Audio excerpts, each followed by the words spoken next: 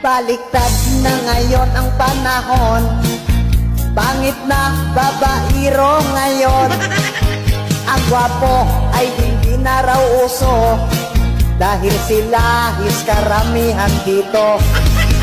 Maswerte talaga tayong pangit, habulin tayo ng mga chicks. Kahit mukha mo'y parang arenola, walang problema basta't may pera ka. Pangit na talaga uso ngayon, ang gwapo ibasurat itapon. Malas raw kung gwapo ang boyfriend mo, wala raw bawas mga support ito. Si Dailin, gwapo raw kanyang boyfriend, nang di rin siya tuwing pagsapit ng dilim.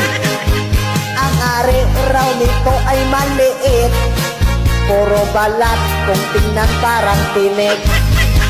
Nagsawa si Dailin sa gwapo, kaya pangit na raw ang kanyang gusto. Pagpangit raw kasi ang boyfriend niya, laking batot na raw ang dala-dala.